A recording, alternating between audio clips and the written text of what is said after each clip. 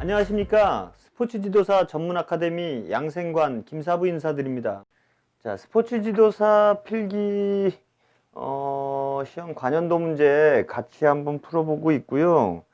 이번에는 2016년도에 기출됐던 문제들 이런 거 하나씩 한번 풀어볼 거고요. 자, 15년도 준비할 때도 좀 말씀을 드렸지만은, 다시 한번 이제 좀 말씀을 드리면, 지금 이제 처음으로 보시는 분도 계시고 그럴 테니까. 자, 이 필기시험 어떻게 준비해야 되느냐, 막막하고 답답하시죠? 저 개인적으로는, 엄청난 그런 수준의, 어마어마한 수준의 그런 시험은 아니기 때문에 많이 어려워졌죠. 예전에 생체라고 얘기하던 그런 시대에 비하면은 이렇게 생활 스포츠 지도사로 바뀌면서 수준이 많이 올라갔어요. 그리고 작년까지만 해도 점점 이제 조금씩 난이도가 올라가는 그런 양상을 보였었는데요. 어찌됐든 이게 어마어마한 시험, 그런 시험 몇 년을 공부해서 이렇게 보는 그런 시험은 아니잖아요. 그러다 보니까 이제 그야말로 막 어마어마한 돈을 주고 인강을 듣는다든지 이럴 필요까지는 없다고 생각해요. 그리고 이제 스포츠 지도사로 바뀌면서도 어느 정도 몇 년이 지나서 자리가 잡히다 보니까 이제 기존에 나와 있는 이런 교재들 같은 경우도 어느 정도 자리가 잡혀서 범위도 어느 정도 많이 벗어나지 않고 그냥 된다고 봐요. 어차피 이 시험 자체가 이제 시험을 내시는 분 입장에서는 100점이 나오길 바라지는 않거든요. 그래서 합격선을 이렇게 적당히 맞추기 위해서 적당히 합격하고 적당히 불합격시키겠다는 거죠. 그래서 난이도를 조절하잖아요. 그래서 그런 부분에서 이제 전혀 교재나 이런 거에 상관없이 좀 다른 곳에서 뽑아내서 일부러 집어넣는 경향이 있어요. 근데 이런 것 때문에 이제 범위를 벗어났다, 이렇게 해서 해석을 하고 확대 해석을 하고 그래서 그것 때문에 떨어졌다 이렇게 생각하실 필요는 없어요. 이게 좀 난이도 조절 면에서 그런 게 필요하기 때문에 좀 생뚱맞은 것들이 하나씩 튀어나오기도 해요, 해마다. 그런 것들은 감안하시고 일단 그런 부분에 너무 이렇게 쏠릴 필요 없이 교재에 없는 내용이 있네 이렇게 생각하지 마시고 내가 합격을 하는데 이렇게 몇 개 정도는 걸러내도 된다는 그런 생각을 하시는 게 좋을 것 같고 공부를 하시면서 너무 좀 깊게 들어가서 하실 필요까지는 없어요. 문제들이 좀 깊게 들어가는 문제들이 있죠. 근데 이런 데다가 시간을 너무 뺏기다 보면 정해진 시간 안에 내가 공부를 해야 되는데 어느 부분만 파다가 많은 경우도 생길 수도 있거든요. 바람직하지가 않죠. 그래서 개인적으로는 이렇게 쭉 한번 훑어보고 그 다음에 조금 더 자세하게 보고 그 다음에 좀 집중적으로 보고 이런 식으로 몇 차례 좀 나눠서 보는 게 좀 더 시험에 가깝게 근접할 수 있지 않을까. 그리고 중간에 이렇게 관연도 기출문제들 이렇게 살펴보면서 시험이 이렇게 처음 보시는 분이라면 어떻게 나오는지 잘 모르니까 이런 식으로 시험이 나오는구나, 이런 정도의 난이도로 시험이 나오는구나, 이런 걸 지금 중간중간 체크해 보시는 게 도움이 많이 될 거라고 생각해요. 자, 그래서 일단 필기 시험은 있나요? 책 가지고 열심히 하면 되는 거죠. 그래서 굳이 인강이나 이런 거 추천해달라, 교재 추천해달라 이렇게 얘기하시는 분들이 있는데 교재 같은 경우는 이제 기존에 몇 권 정도 잘 나와 있는 거 있어요. 그러니까 너무 이상한 책들은 보지 마시고 좀 이렇게 검색만 조금 하면 좋은 책들 이렇게 소개하는 분들이 많이 있으니까 그런 책들 선택해서 보시면 되고 내용은 이제 이 대부분 기출문제를 기준으로 그 범위에서 이렇게 약간 확대해서 영역이 만들어진 그런 시험을 위한 교재이기 때문에 비슷비슷하다고 보시면 돼요. 그러니까 전부 다 이렇게 새로운 거에서 이렇게 다 뽑아내서 만든 그런 학문적인 교재가 아니기 때문에 시험을 위한 교재이기 때문에 그렇게 해석을 하시는 게 좋고요.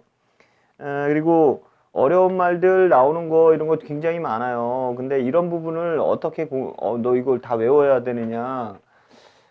저는 그냥 단순히 이렇게 암기하는 그런 한국적인 그런 방식은 별로 권장하고 싶지 않아요. 좀, 이해를 하면서 넘어가는 게 좀 쉽게 이해를 하는 거, 이렇게, 문제를 뭐 어려운 말이 써 있으면은 이렇게 한자로 살펴보면은 또 쉬운 말이기도 하고 막 이래요. 그러니까 어렵게 외우려고 하지 말고 약간 생각을 바꿔서 이해하려고 하면 한번 본 문제가 스쳐 지나가서 비슷하게 생각만 나도 맞출 수 있는 게 굉장히 많거든요.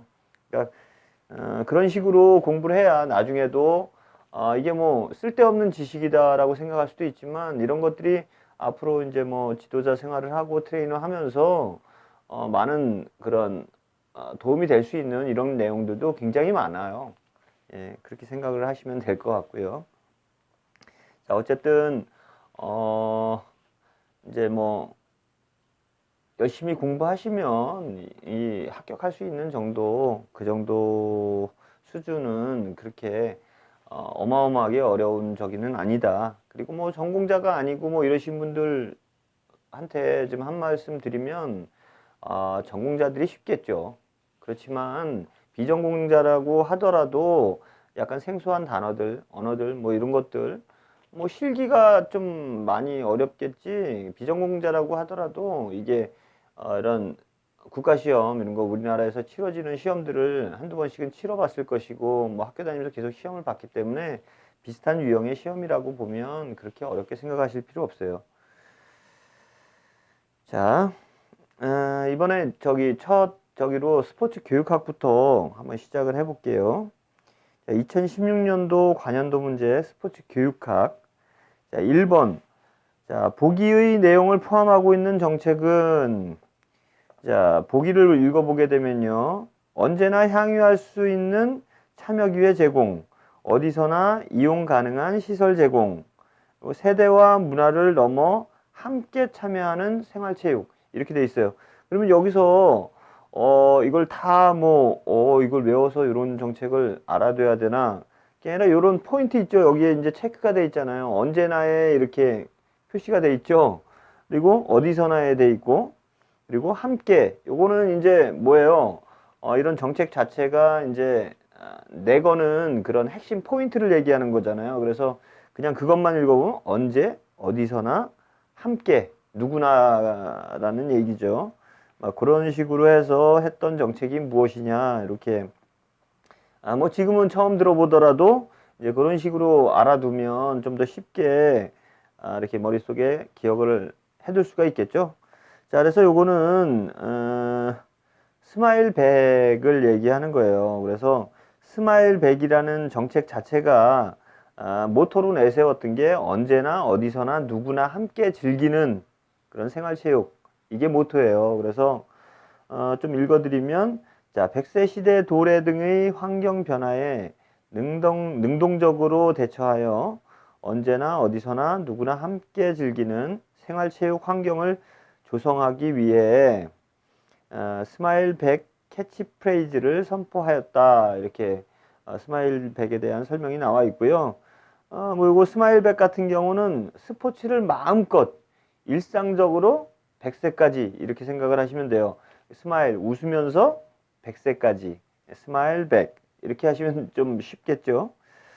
그래서 이게 뭐 2013년도에 이제 나온 정책인데 이제 뭐 이런 거야. 2013년도부터 향후 5년 동안 그러니까 2018년까지를 계획으로 한 거죠.